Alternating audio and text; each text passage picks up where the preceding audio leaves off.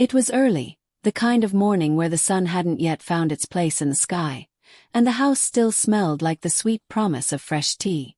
I was dressed in my lavender blouse, the one Tobias used to tug at when he was small, my hands shaking slightly as I buttoned it. The same pearl earrings he gave me for Mother's Day were tucked against my ears, the weight of them comforting. I set the table with care, placing out his favorite cookies, the ones he loved as a boy. I brewed the tea from those loose leaves he adored, hoping he might remember how I used to sit beside him when he had a cold, telling him the stories of his childhood. But when he arrived, there was no warmth in his eyes, no trace of the boy I had once held in my arms. He walked in with his usual air of confidence, colder than I remembered, dismissing everything I had prepared for him with a glance. No hello, no smile, just business. I tried to smile, offering him the cookies, but he didn't even look at them. He sat down, eyes never meeting mine. "I think it's better if you don't come to the wedding," he said, his voice steady, as though he were delivering an order instead of a hurtful blow. The air in the room felt like it had been sucked out of me. "What do you mean?" I asked, the words tasting bitter in my mouth. It's a very curated event," he said, shifting in his seat. "A minimalist vibe, very clean. Kendra and I agreed that it's best you don't come." I blinked, not understanding at first. "You don't want your mother at your wedding?" I managed, my voice quiet, trembling at the edges. He didn't flinch. "It's not about photos, Mom. You've been sick. The scarf, the coughing. It might make some guests uncomfortable. You know how it is." I felt my heart crack, the weight of his words sinking into my chest like sharp, jagged stones. He didn't even say it with kindness. It was cold, like a business transaction. Kendra, his fiancée, walked in just then.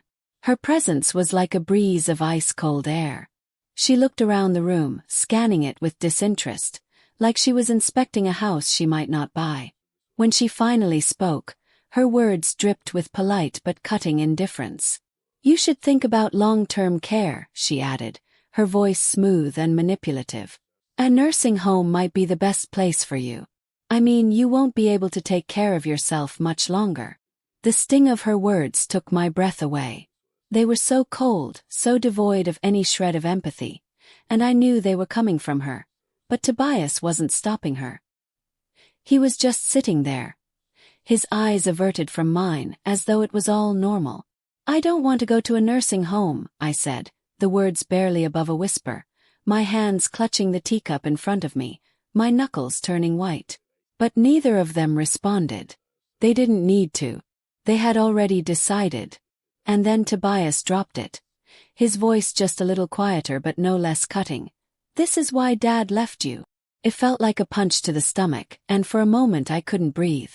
The words echoed in my mind. Was that really how he felt? Was that really the only memory he had of his father leaving? That lie he had carried for so long? He stood up, ready to leave, as if nothing had happened. "I appreciate everything you've done for me, but I need to go. We'll send you photos. You'll still get to see the wedding," he said, his voice void of emotion. And just like that they left. Kendra didn't even spare me a second glance. Tobias kissed the top of my head like a ritual before they walked out the door, leaving me standing there in my own home, feeling invisible. I didn't cry. Not then. Not in front of them. Instead, I just stood there, the silence in the room now louder than any words they had said. And as I watched their car drive away, a strange calmness settled over me. I had been prepared for this, in a way. I knew this day would come, but I didn't expect it to feel so hollow. It wasn't the first time I had been forgotten, but it was the first time my son, my only son, had told me that I wasn't wanted. Not for the wedding, not for his life. And for a moment I thought I might fade away into that silence. But something inside me snapped. It wasn't about him. It wasn't about what he wanted. It was about me. After that crushing visit from Tobias and Kendra, I sat alone in my room, the smell of stale tea still lingering in the air. The cookies he hadn't touched sat untouched on the kitchen counter. My hands trembled as I flicked through old photo albums. There was Tobias as a little boy, his wide, innocent smile. There was the family I once thought I had. Together, unbreakable, full of love. Those were the days before everything changed, before I was reduced to a shadow of what I had been. My heart ached, but I realized something then. Something that was like a flicker of light in the dark. I wasn't just a mother. I wasn't just his mother. I had built a life. I had built my own success, my own strength. I walked across the room to the old filing cabinet, its metal edges worn from years of use. It wasn't just filled with old tax returns and health records anymore. It held something much more valuable now. A life that I had fought for and never once let go of. And suddenly, it didn't feel like I had nothing. I wasn't just the person Tobias wanted to forget. I had more than he would ever know. There were deeds to 3 rental properties, bank accounts with balances far higher than he ever expected, and investments in a local beauty salon. Investments made when I saw people like Sheila trying to make something of themselves. I'd always kept it hidden, quietly building, quietly saving, thinking maybe one day Tobias would appreciate it, would see the sacrifices. But not anymore. I sat at the kitchen table, staring at the will I had written for him all those years ago. The ink was faded, but the intentions were clear. I had planned to leave everything to him. I had worked so hard thinking it was for him, for the future of my family. But now, I couldn't let him have it. Not anymore. I picked up the letter opener, the same one Tobias had gifted me when he was in college, and I cut the will into pieces. Not just the paper, but the chains that had held me in place for so long. Then I called Monique. When she arrived, her sleepy voice quickly turned serious when she heard my tone. "Lorraine," she said, "is this about Tobias?" He nodded. "I need to change my will," I said firmly. "I can't leave him anything." Monique didn't question me. She was there to help me make the final changes, to take control. She had always been my friend, my ally, someone I could count on when the rest of the world seemed like it was slipping away. "Are you sure about this?" Monique asked as we sat across from each other, the papers ready to be signed. I didn't hesitate. I've worked too hard for this to give it away to someone who can't even see me, someone who thinks I'm just a burden. My voice was steady now, more confident than I had been in years. Monique smiled softly, her eyes glistening with understanding. She knew the journey I had been on, the sacrifices I had made. She knew the strength it took to finally take this step. I dictated the changes to her, listing the new beneficiaries. Not Tobias, but the Rose House Foundation, a place I had volunteered at when I was younger, a refuge for women like me, abandoned and forgotten by their families. The houses, the accounts, everything, it would go to them. Felt like a weight lifting off my shoulders. For the first time, I didn't feel like I was giving up. I was taking back what was rightfully mine. Monique watched me as I signed the new documents, my hand shaking slightly from the effort, but there was no doubt in me now. I was free. "I'm done," I whispered as I handed her the documents. "Please make sure this is what he gets. I want him to see what he's thrown away." Monique nodded, and before she left she said, "Lorraine, you've found your strength. You've taken back your life." And just like that I had. My son might have rejected me, but I was no longer his. I had reclaimed my dignity, my power, and my future. The days leading up to Tobias's wedding passed in a strange, quiet rhythm. The house, once filled with the noise of laughter and family, now felt like a cavern, echoing only with my own thoughts. Yet, despite the silence, I felt something I hadn't in years. Peace. Real peace. Not the kind I tried to hold on to during sleepless nights, or the kind I forced myself to feel when I told myself things would get better. This was different. This was a quiet certainty. I spent those days preparing. For what exactly I couldn't say, but I knew. Deep inside, I knew that the world I had once tried so hard to hold together was gone. Tobias, Kendra, their world, it no longer mattered to me. I had a plan now, and it was mine, shaped from years of sacrifice and hidden strength. I sat at the kitchen table, flipping through the stack of papers in front of me.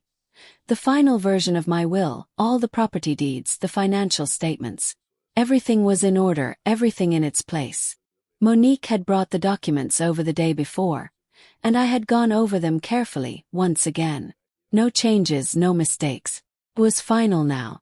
Tobias would get nothing. Not one penny. Not one memory. Monique was with me more often these days. Every time she came, I felt a sense of calm. She wasn't just my lawyer. She was my ally, my friend, my anchor in a world that had so easily drifted away from me. She understood. She knew that the changes I had made weren't just about money. They were about control, about dignity, about taking back what had been stolen from me. "You're sure about this, Lorraine?" she asked once, her eyes searching mine for any hint of doubt. I smiled softly, the smile of a woman who had finally come to peace with herself. "I'm sure," I replied. And I was. I spent the next few days in the quiet comfort of my own home, doing the small things that kept me grounded. I watered the plants on the windowsill, rearranged the bookshelves, made my tea, and even baked a loaf of bread. Every action, though small, reminded me that I still had a life to live, even if Tobias no longer cared to be a part of it. I watched the news, checked the weather, read my old journals, anything to keep my mind busy. But underneath the routine I was preparing for the day when Tobias would receive the envelope.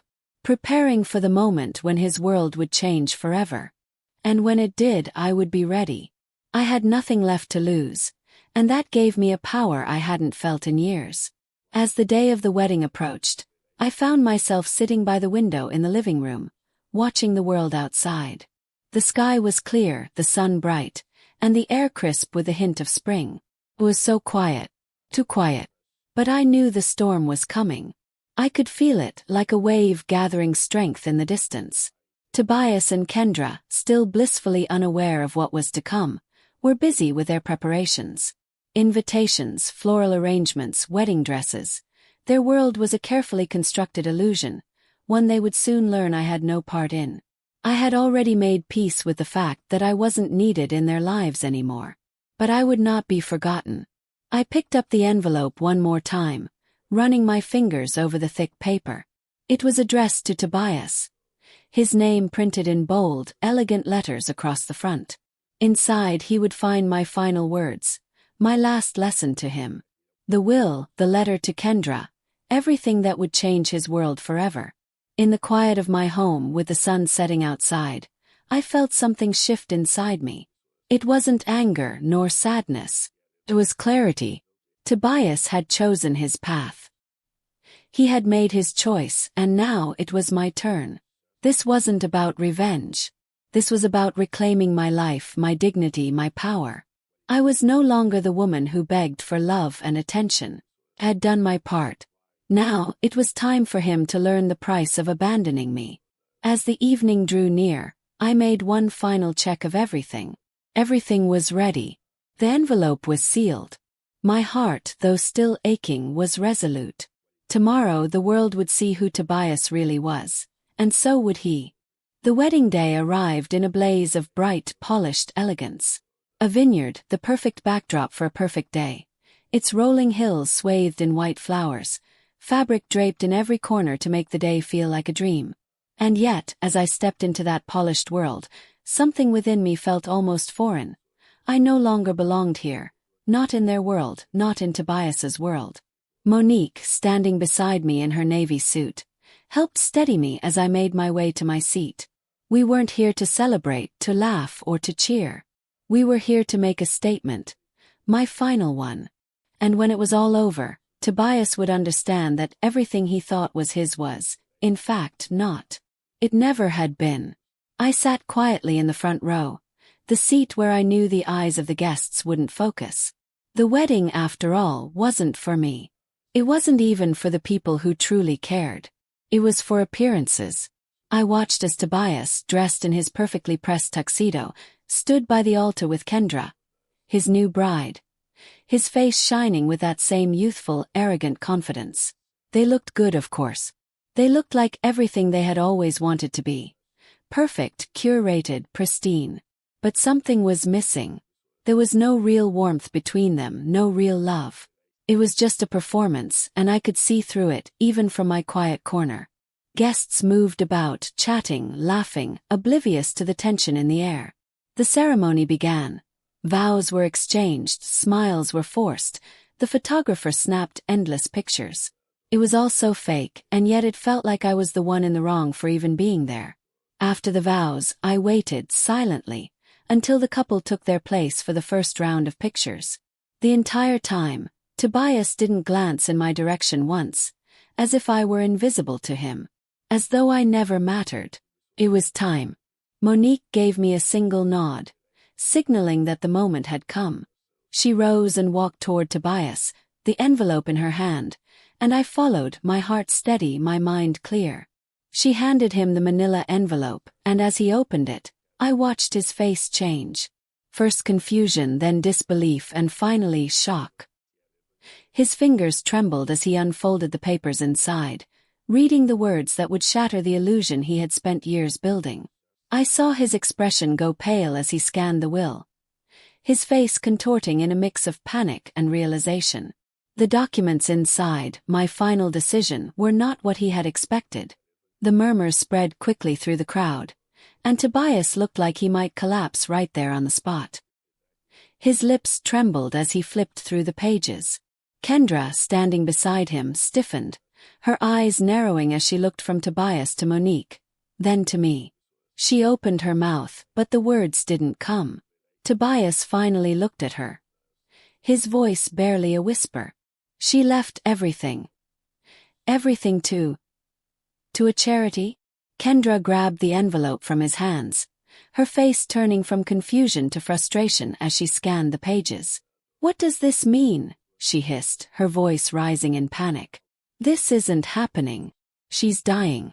You said she was dying." Her voice was shrill now, and it seemed to pierce the silence like a knife. I sat still, unmoving, watching.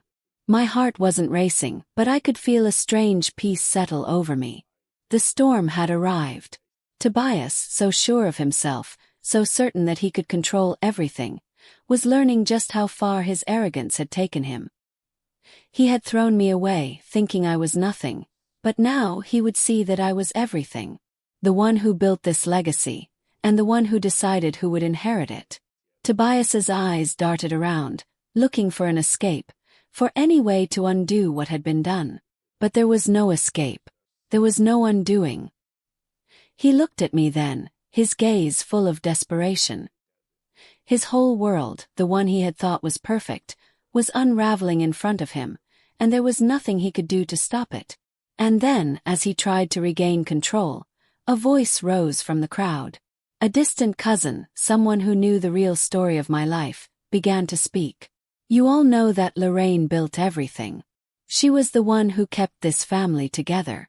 The business, the house, everything. She gave her life to this family, and now this is how you repay her."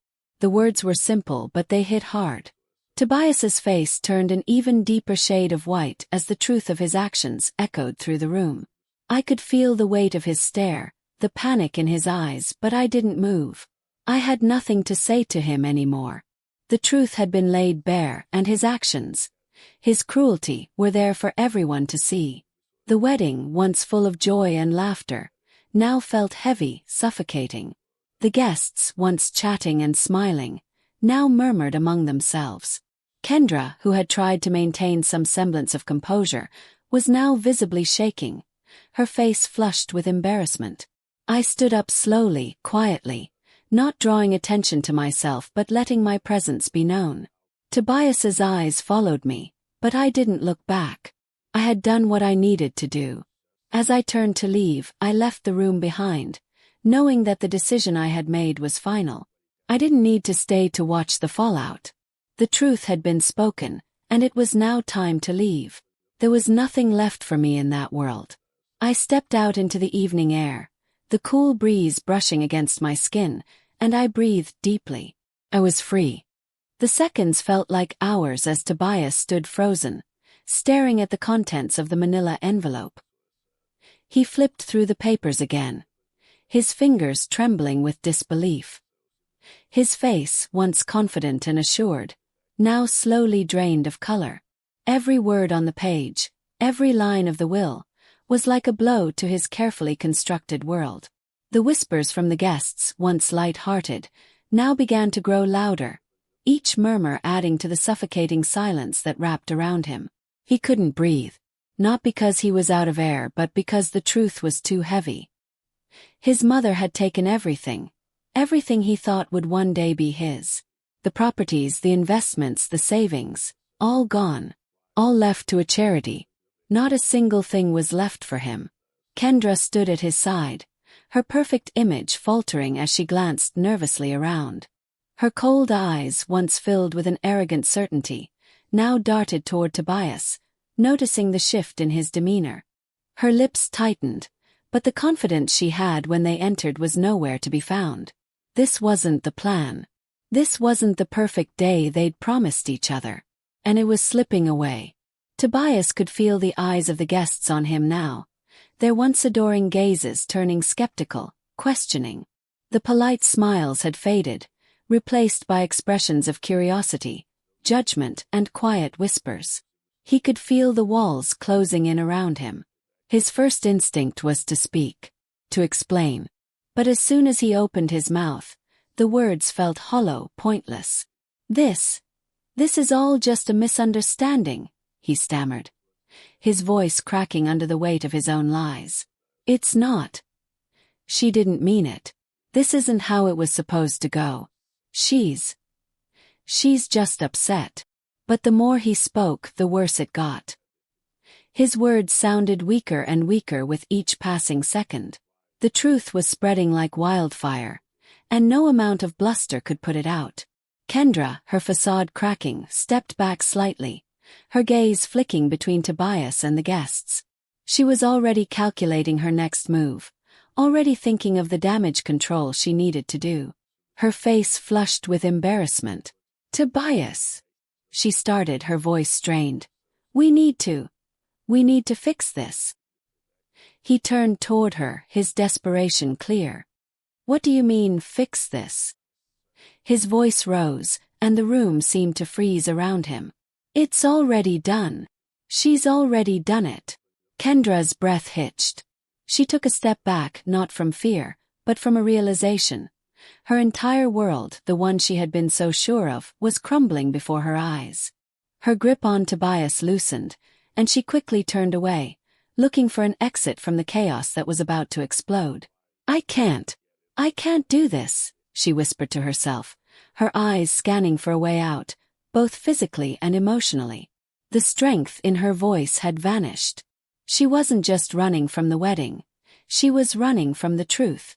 She had chosen him for his wealth, for the life he promised her, but now she saw him for who he really was, a man who had lost everything and in doing so lost himself. The room was spinning for Tobias. He looked out at the guests, their stares now openly filled with disappointment. He was no longer the proud son, the groom, the man with the future ahead of him. He was just a man standing in the wreckage of his own arrogance, his own cruelty, and there was no way to undo it. His eyes flicked to Monique, who had been standing at the back of the room, watching the entire scene unfold. Her face was unreadable, but she didn't need to say a word. She had already played her part, and her silence spoke volumes. Tobias tried one last desperate act. He pulled out his phone, dialing his mother's number, his hands shaking. He needed her. He needed to fix this. "Come on, Mom, pick up. Pick up." But the call went straight to voicemail, and that was when the finality hit him like a freight train. She was gone. The one person who had always been there for him, who had loved him unconditionally, had washed her hands of him, and he had done it all. He had pushed her away, made her feel invisible, and now he was paying the price. In his mind, the destruction was still unfolding. His life, his reputation, his marriage. It was all slipping through his fingers. His future, the one he had always been so sure of, was gone, just like his mother. Gone with the wind, leaving only regret in its wake. The wedding had turned into a farce, and Tobias was the punchline. Kendra, her back still turned, walked out of the reception, her heels clicking sharply on the marble floors. She didn't look back, and Tobias didn't stop her. He was too far gone. He didn't even know how to chase her anymore. He stood there, in the midst of the broken pieces of his life, a man with nothing left. The guests, once part of his world, now watched him with pity, gossiping in hushed tones, as if the man who had walked into that room full of promise was no longer the same person. Tobias Massey, once the shining star of his family, was now just another cautionary tale. It had been some time since that day at the vineyard, a day that had shattered so much. The echoes of the chaos were still with me, but they were distant now, like the sound of waves crashing far away, not enough to pull me back. I had left behind everything that had tied me to that world, the world that was once full of hope and love, now reduced to rubble. Tobias, Kendra, the wealth I had built, it no longer mattered. I was sitting on a quiet porch in a small coastal town in Spain, the sun low on the horizon, casting long shadows across the calm, golden waters. The gentle sound of the sea filled the air as I sipped my tea, the warmth of the cup grounding me in the moment. The wind carried the scent of salt and citrus, a reminder that this was my new life now. Peaceful, free. I had taken nothing but my memories and the things that truly mattered. The homes, the investments, the businesses, all left to the foundations that would help women like me, the ones forgotten by their families, the ones discarded just like I had been. I was no longer defined by my past, by my son's rejection, or by the betrayal that had once haunted me. All of that had slipped away, and what remained was a woman who had found peace in herself. I had never imagined this would be my future, sitting here in this small village, surrounded by strangers, yet feeling more at home than I ever had before. I was no longer defined by the roles I had once played. Mother, wife, caretaker. Now I was simply me. I was Lorraine, or as my neighbors called me, Ellie. I had learned to embrace the simplicity of my life here. The quiet rhythm of the days, the kindness of the people, the sounds of the sea. It was enough. Back home, Tobias's world was crumbling. His attempts to reach out to Monique had been futile. There was nothing left for him to salvage. The family he had built with his arrogance and selfishness had collapsed, and no amount of calls, apologies, or explanations could undo the damage. Monique had been firm in her silence, refusing to even offer him the possibility of redemption. His loss was final, and he knew it. As for Kendra, her perfect world had shattered too. She, too, had underestimated the consequences of her actions. She had stood by him, but now, with the collapse of his world, she saw no way forward. The life she had dreamed of was slipping away, and no matter how much she tried to distance herself from the chaos, the reality remained. She walked away from Tobias, as he had once walked away from me. I often received messages from women, messages of thanks and shared stories of their own struggles. Some were from women who had been abandoned by their families, just like me. Some had found strength in my decision to walk away, to not allow myself to be a victim any longer. Others simply thanked me for showing them that they, too, could start anew. They wrote to me, sharing their hopes, their fears, their small victories. And though I didn't reply to every message, I felt a quiet joy in knowing that what I had done had made a difference. I had no need for apologies anymore. I no longer cared about receiving them. I had done what I needed to do, and the rest of the world could go on without me. The sea, the sun, the gentle breeze. These were the things that mattered now. I had found a peace that came not from any promise of a better tomorrow, but from accepting the reality of the life I had chosen for myself. I stood up from my chair and walked slowly to the edge of the yard, looking out over the water. The last few months had been a whirlwind, but now there was nothing left but the calm. I had learned to let go of the past, to leave it behind in a place where it could no longer hurt me. There were no more expectations, no more guilt, no more longing. This was my life now. And it was enough. The waves rolled in, steady and unhurried, just like the new rhythm of my life. For the first time in so long I felt truly free. I had finally found the peace I had been searching for. The world behind me had faded into the distance, and I no longer needed to look back. It was time to move forward.